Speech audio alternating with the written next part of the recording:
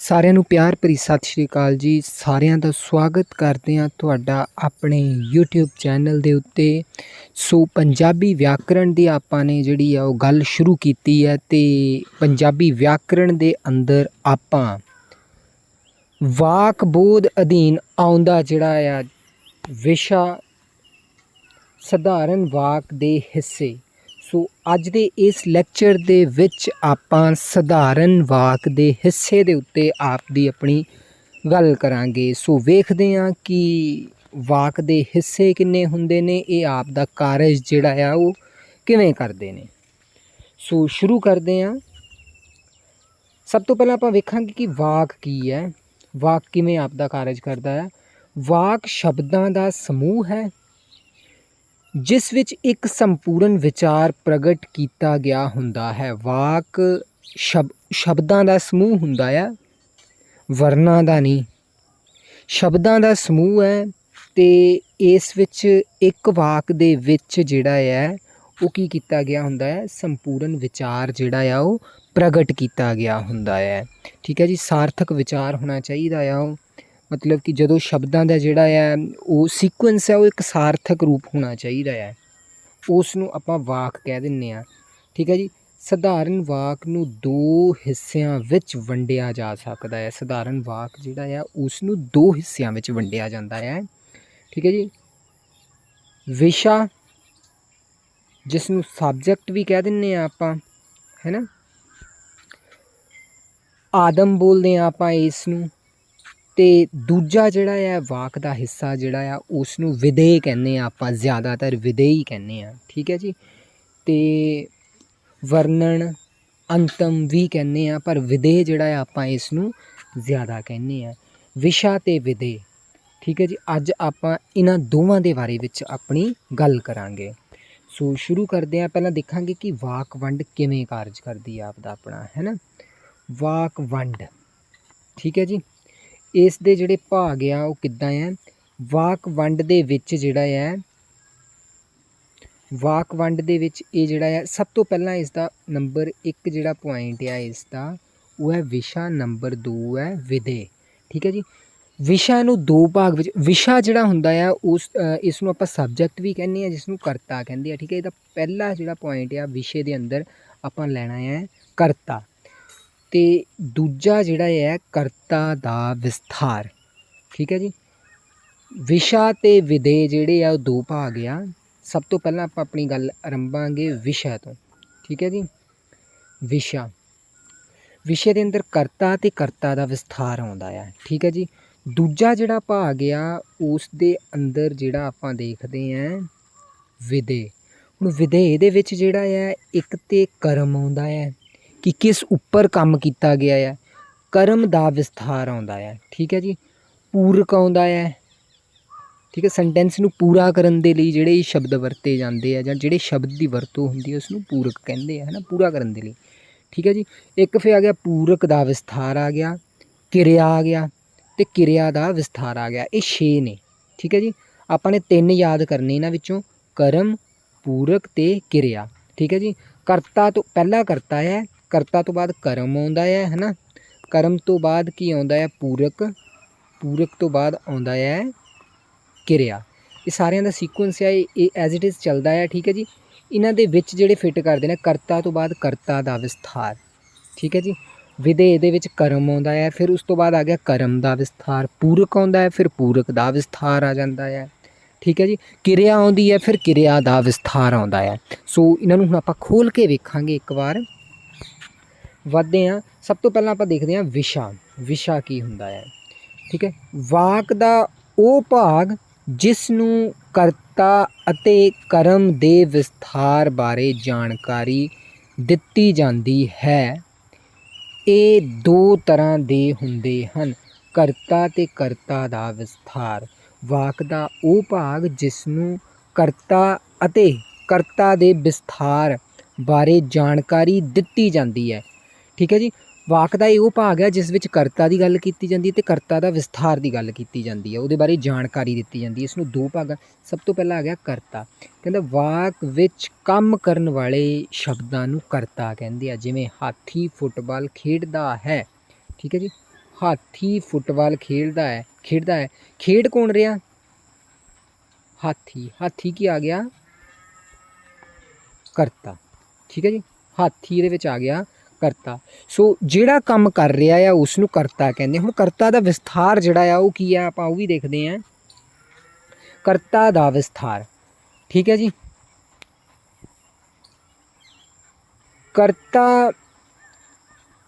ਕਰਤਾ ਦੀ ਵਿਸ਼ੇਸ਼ਤਾ, ਜਿਹੜਾ ਸ਼ਬਦ ਕਰਤਾ ਦੀ ਵਿਸ਼ੇਸ਼ਤਾ ਸਪੈਸ਼ਲਿਟੀ ਦੱਸਦਾ ਹੈ ਉਸ ਨੂੰ ਕਰਤਾ ਦਾ ਵਿਸਥਾਰ ਕਹਿੰਦੇ ਹੈ, ਜਾਂ ਉਸ ਨੂੰ ਆਖਦੇ ਹਾਂ ਅਸੀਂ ਕਰਤਾ ਦਾ ਵਿਸਥਾਰ। ਜਿਵੇਂ ਨਾਮੀ ਲੇਖਕ ਲੇਖ ਲਿਖਦਾ ਹੈ। ਹੁਣ ਲੇਖ ਕੌਣ ਲਿਖ ਰਿਹਾ? ਲੇਖਕ। ਪਰ ਉਸ ਲੇਖਕ ਦੀ ਵਿਸ਼ੇਸ਼ਤਾ ਕੀ ਹੈ ਕਿ ਉਹ ਨਾਮੀ ਹੈ। ਠੀਕ ਹੈ ਜੀ, ਇਹ ਕਰਤਾ ਦਾ ਵਿਸਥਾਰ ਆ ਗਿਆ। ਠੀਕ ਹੈ ਜੀ। ਬੱਗਾ ਸ਼ੇਰ ਦਹਾੜ ਰਿਹਾ ਹੈ। ਸ਼ੇਰ ਦਹਾੜ ਰਿਹਾ ਹੈ, ਸ਼ੇਰ ਕੀ ਆ ਗਿਆ? ਸਬਜੈਕਟ, ਕਰਤਾ। ਠੀਕ ਹੈ ਜੀ, ਉਹਦੀ ਸਪੈਸ਼ਲਿਟੀ ਕੀ ਹੈ ਕਰਤਾ ਦੀ? ਉਹ ਬੱਗਾ ਹੈ। ਠੀਕ ਹੈ ਜੀ। ਕਾਲੀ ਬਿੱਲੀ ਚੂਹੇ ਨੂੰ ਖਾ ਗਈ। ਠੀਕ ਹੈ ਜੀ, ਬਿੱਲੀ ਕੀ ਹੈ? ਚੂਹੇ ਨੂੰ ਖਾ ਗਈ। ਬਿੱਲੀ ਇਹਦੇ ਵਿੱਚ ਸਬਜੈਕਟ ਆ, ਕਰਤਾ ਆ, ਅਤੇ ਉਸ ਤੋਂ ਪਹਿਲਾਂ ਕਾਲੀ ਕੀ ਹੈ? ਕਰਤਾ ਦਾ ਵਿਸਥਾਰ। ਠੀਕ ਹੈ ਜੀ, ਕ੍ਰਮਵਾਰ ਇਹਨਾਂ ਨੂੰ ਦੇਖਦੇ ਹਾਂ। ਇਹਨਾਂ ਵਾਕਾਂ ਵਿੱਚ ਨਾਮੀ, ਬੱਗਾ, ਕਾਲੀ ਸ਼ਬਦ ਨੂੰ ਕ੍ਰਮਵਾਰ ਲੇਖਕ, ਸ਼ੇਰ, ਬਿੱਲੀ, ਕਰਤਾ ਨੂੰ ਵਿਸ਼ੇਸ਼ਤਾ ਪ੍ਰਦਾਨ ਕੀਤੀ ਹੈ। ਠੀਕ ਹੈ ਜੀ, ਇਹਨਾਂ ਨੇ ਕਰਤਾ ਨੂੰ ਵਿਸ਼ੇਸ਼ਤਾ ਪ੍ਰਦਾਨ ਕੀਤੀ ਹੈ। ਇਸ ਕਰਕੇ ਇਹ ਵਾਕ ਦੇ ਕਰਤਾ ਦਾ ਵਿਸਥਾਰ ਅਖਵਾਉਂਦੇ ਹਨ। ਠੀਕ ਹੈ ਜੀ, ਜਾਂ ਇਹ ਸ਼ਬਦ ਜਿਹੜੇ ਆ ਇਹ ਕਰਤਾ ਦਾ ਵਿਸਥਾਰ ਆ। ਜਿਹੜੇ ਸ਼ਬਦ ਕਰਤਾ ਦੀ ਵਿਸ਼ੇਸ਼ਤਾ ਦੱਸਦੇ ਆ ਉਸ ਨੂੰ ਕਰਤਾ ਦਾ ਵਿਸਥਾਰ ਕਹਿ ਦੇਣਾ ਆਪਾਂ ਸਧਾਰਨ ਤੌਰ ਦੇ ਉੱਤੇ। ਠੀਕ ਹੈ ਜੀ। ਸੋ ਇਹ ਆ ਗਿਆ ਇੰਨਾ। ਜਿਹੜਾ ਵਾਕ ਆ ਉਸ ਦਾ ਪਹਿਲਾ ਭਾਗ ਜਿਹੜਾ ਇਸ ਦੇ ਨਾਲ ਪੂਰਾ ਹੋ ਜਾਂਦਾ ਹੈ। ਵਿਸ਼ਾ, ਅਤੇ ਦੂਜੇ ਨੰਬਰ 'ਤੇ ਹੈ ਵਿਧੇ। ਠੀਕ ਹੈ ਜੀ, ਵਿਸ਼ੇ ਨੂੰ ਦੋ ਭਾਗਾਂ ਦੇ ਵਿੱਚ ਵੰਡਿਆ ਗਿਆ ਹੈ। ਵਿਸ਼ੇ ਨੂੰ ਕਿਹੜੇ ਦੋ ਭਾਗਾਂ ਵਿੱਚ? ਕਰਤਾ ਅਤੇ ਕਰਤਾ ਦਾ ਵਿਸਥਾਰ। ਵਿਧੇ, ਜਿਹੜਾ ਵਿਧੇ ਆ ਉਸ ਦੇ ਬਾਰੇ ਵਿੱਚ ਗੱਲ ਕਰਦੇ ਹਾਂ ਹੁਣ ਆਪਾਂ। ਵਾਕ ਵਿੱਚ ਵਿਸ਼ੇ ਤੋਂ ਛੁੱਟ ਬਾਕੀ ਦਾ ਸਾਰਾ ਜਿਹੜਾ ਹਿੱਸਾ ਆ ਉਸ ਨੂੰ ਕੀ ਕਹਿੰਦੇ ਆ? ਵਿਧੇ ਕਿਹਾ ਜਾਂਦਾ ਹੈ। ਇਸ ਨੂੰ 6 ਭਾਗਾਂ ਵਿੱਚ ਵੰਡਿਆ ਜਾ ਸਕਦਾ ਹੈ। ਠੀਕ ਹੈ ਜੀ। ਨੰਬਰ 1 ਕਰਮ। ਕਰਮ ਕੀ ਹੁੰਦਾ ਹੈ? ਕਰਤਾ ਜਿਹਦੇ ਉੱਤੇ ਕੰਮ ਕਰਦਾ ਹੈ। ਵਾਕ ਵਿੱਚ ਉਹ ਸ਼ਬਦ ਨੂੰ ਕਰਮ ਕਿਹਾ ਜਾਂਦਾ ਹੈ ਜਿਸ ਉੱਤੇ ਕੋਈ ਕੰਮ ਹੋਵੇ। ਜਿਵੇਂ ਰਜਿੰਦਰ ਨੇ ਕੁੱਤੇ ਨੂੰ ਬਹੁਤ ਕੁੱਟਿਆ। ਠੀਕ ਹੈ ਜੀ, ਇਸ ਵਾਕ ਵਿੱਚ ਕੁੱਟਣ ਦਾ ਕੰਮ ਕੁੱਤੇ ਉੱਤੇ ਹੋਇਆ। ਠੀਕ ਹੈ ਜੀ, ਕੁੱਤੇ ਨੂੰ ਕੁੱਟਿਆ ਗਿਆ ਹੈ, ਇਸ ਲਈ ਇਹ ਕੀ ਹੈ? ਕਰਮ ਹੈ। ਰਜਿੰਦਰ ਨੇ ਕਿਹਨੂੰ ਕੁੱਟਿਆ? ਕੁੱਤੇ ਨੂੰ ਕੁੱਟਿਆ। ਸੋ ਜਿਹੜਾ ਇਹਦੇ ਵਿੱਚ ਕਰਮ ਆ ਉਹ ਕੁੱਤਾ ਹੈ। ਠੀਕ ਹੈ ਜੀ। ਹੁਣ ਕਰਮ ਦਾ ਵਿਸਥਾਰ ਦੇਖਦੇ ਹਾਂ। ਕਰਮ ਦਾ ਵਿਸਥਾਰ ਕੀ ਕਹਿੰਦਾ ਹੈ?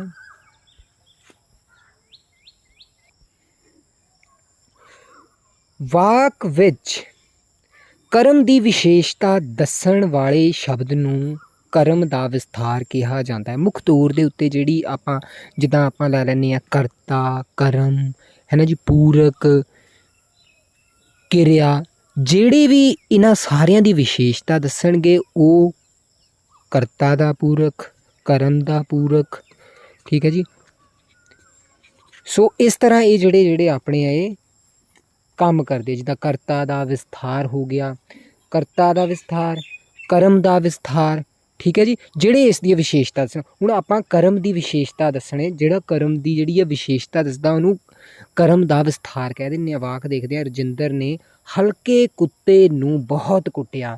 ਠੀਕ ਹੈ ਜੀ। ਹੁਣ ਕੁੱਤਾ ਜਿਹੜਾ ਕਰਮ ਆ ਅਤੇ ਕਰਮ ਦਾ ਵਿਸਥਾਰ ਕੀ ਹੈ?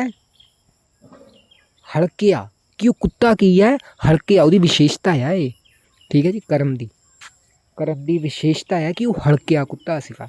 ਇਹੀ ਜਿਹੜਾ ਆ ਉਹ ਕਰਤਾ ਦਾ ਵਿਸਥਾਰ ਆ। ਠੀਕ ਹੈ ਜੀ। ਇਹ ਕਰਤਾ ਦਾ ਵਿਸਥਾਰ ਕੀ ਹੈ? ਕਰਮ ਦਾ ਵਿਸਥਾਰ ਕੀ ਹੈ? ਹਲਕਿਆ। ਠੀਕ ਹੈ ਜੀ। ਇਸ ਵਾਕ ਵਿੱਚ ਸ਼ਬਦ ਹਲਕੇ ਨੂੰ ਕਰਮ, ਕੁੱਤੇ ਦੀ ਵਿਸ਼ੇਸ਼ਤਾ ਦੱਸਣ ਕਰਕੇ ਕਰਮ ਦਾ ਵਿਸਥਾਰ ਕਿਹਾ ਗਿਆ ਹੈ। ਠੀਕ ਹੈ ਜੀ। ਮੋਟੇ ਤੌਰ 'ਤੇ ਯਾਦ ਰੱਖਣਾ ਹੈ ਕਿ ਜੋ ਪੁੱਛਿਆ ਗਿਆ ਉਹਦਾ ਜਿਹੜਾ ਵੀ ਉਹਦੀ ਵਿਸ਼ੇਸ਼ਤਾ ਦੱਸਦਾ ਹੈ ਉਹ ਉਸ ਦਾ ਵਿਸਥਾਰ ਹੋਏਗਾ। ਅੱਗੇ ਵਧਦੇ ਆ ਪੂਰਕ। ਪੂਰਕ ਕੀ ਹੁੰਦਾ ਹੈ? ਵਾਕ ਨੂੰ ਪੂਰਾ ਕਰਨ ਦੇ ਲਈ ਜਿਹੜੇ ਸ਼ਬਦ ਵਰਤੇ ਜਾਂਦੇ ਆ ਮੋਟੇ ਤੌਰ 'ਤੇ, ਠੀਕ ਆ। ਵਾਕ ਦੇ ਭਾਵ ਨੂੰ ਪੂਰਾ ਕਰਨ ਲਈ ਵਰਤੇ ਗਏ ਸ਼ਬਦ ਪੂਰਕ, ਵਰਤੇ ਗਏ ਸ਼ਬਦਾਂ ਨੂੰ ਜਾਂ ਸ਼ਬਦ ਨੂੰ ਪੂਰਕ ਕਿਹਾ ਜਾਂਦਾ ਹੈ। ਜਿਵੇਂ ਸਰਦਾਰ ਗੁਰਬਖਸ਼ ਸਿੰਘ ਪ੍ਰੀਤਲੜੀ ਵਾਰਤਕਕਾਰ ਹੈ, ਠੀਕ ਹੈ ਜੀ। ਇਸ ਵਾਕ ਵਿੱਚ ਸ਼ਬਦ ਵਾਰਤਕਕਾਰ ਕਿਰਿਆ ਦਾ ਪੂਰਕ ਹੈ।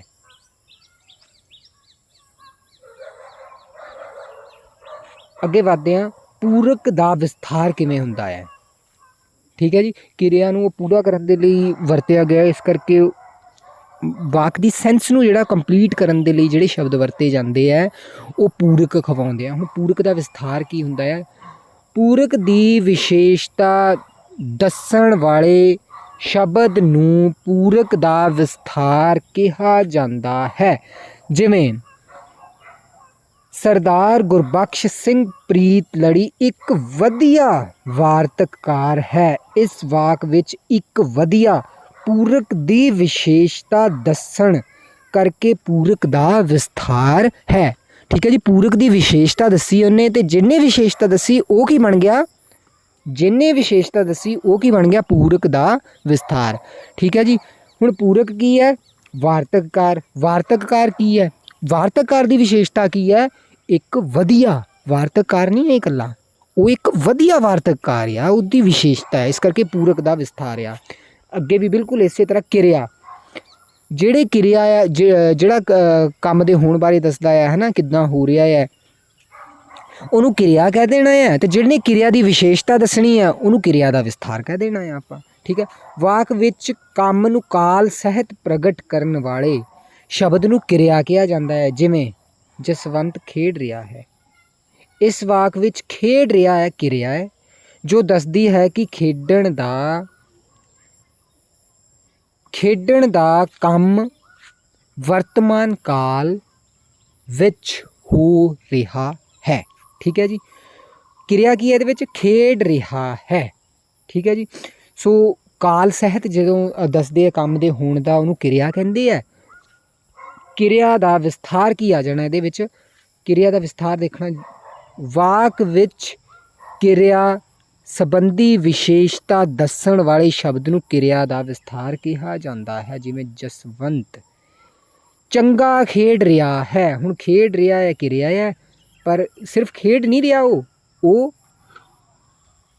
ਚੰਗਾ ਖੇਡ ਰਿਹਾ ਹੈ, ਠੀਕ ਹੈ ਜੀ। ਚੰਗਾ ਕੀ ਹੈ? ਕਿਰਿਆ ਦੀ ਵਿਸ਼ੇਸ਼ਤਾ ਹੈ। ਇਸ ਵਿੱਚ ਸ਼ਬਦ ਚੰਗਾ ਨੂੰ ਕਿਰਿਆ ਖੇਡ ਰਿਹਾ ਹੈ ਦੀ ਵਿਸ਼ੇਸ਼ਤਾ ਦੱਸਣ ਕਰਕੇ ਕਿਰਿਆ ਦਾ ਵਿਸਥਾਰ ਕਿਹਾ ਗਿਆ ਹੈ।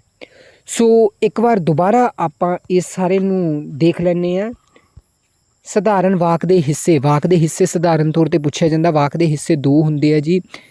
ਨੰਬਰ 1 'ਤੇ ਸਾਡੇ ਕੋਲ ਵਿਸ਼ਾ ਹੈ, ਅਤੇ ਨੰਬਰ 2 ਦੇ ਉੱਤੇ ਸਾਡੇ ਕੋਲ ਵਿਧੇਯ ਹੈ, ਠੀਕ ਹੈ ਜੀ। ਵਿਸ਼ੇ ਦੇ ਅੰਦਰ ਜਿਹੜਾ ਆ ਉਹ ਵਿਸ਼ੇ ਦੇ 2 ਭਾਗ ਆ, ਅਤੇ ਵਿਧੇਯ ਦੇ ਜਿਹੜੇ ਆ ਉਹ 6 ਭਾਗ ਆ। ਸੋ ਵਿਸ਼ੇ ਦੇ ਅੰਦਰ ਜਿਹੜਾ ਆ ਕਰਤਾ ਹੁੰਦਾ ਹੈ ਨਾ, ਅਤੇ ਕਰਤਾ ਦਾ ਵਿਸਥਾਰ ਹੈ, ਕਰਤਾ ਅਤੇ ਕਰਤਾ ਦਾ ਵਿਸਥਾਰ, ਠੀਕ ਹੈ ਜੀ। ਅਤੇ ਵਿਧੇਯ ਦੇ ਅੰਦਰ ਜਿਹੜਾ ਹੈ ਵਿਧੇਯ ਦੇ 6 ਭਾਗ ਆ। ਕਰਮ ਦਾ ਵਿਸਥਾਰ, ਠੀਕ ਹੈ ਜੀ।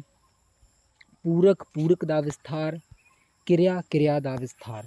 ਸੋ ਅੱਜ ਦਾ ਜਿਹੜਾ ਟੌਪਿਕ ਆ ਉਹ ਇੱਥੇ ਹੀ ਸਮਾਪਤ ਹੁੰਦਾ ਹੈ। ਆਸ ਕਰਦੇ ਹਾਂ ਕਿ ਸਾਰਿਆਂ ਨੂੰ ਟੌਪਿਕ ਜਿਹੜਾ ਆ ਉਹ ਇੱਕ ਵਾਰ ਵੇਖਣ ਦੇ ਨਾਲ ਸਮਝ ਆ ਗਿਆ ਹੋਵੇਗਾ, ਅਤੇ ਨੋਟਸ ਜਿਹੜੇ ਆ ਉਹ ਜ਼ਰੂਰ ਬਣਾਉਣੇ ਆ, ਕਿਉਂਕਿ ਨੋਟਸ ਬਣਾਏ ਬਿਨਾਂ ਜਿਹੜਾ ਆ ਉਹ ਇਹ ਚੀਜ਼ਾਂ ਜਿਹੜੀਆਂ ਆ ਉਹ ਦਿਮਾਗ ਵਿੱਚੋਂ ਨਿਕਲ ਸਕਦੀਆਂ ਆ, ਠੀਕ ਆ।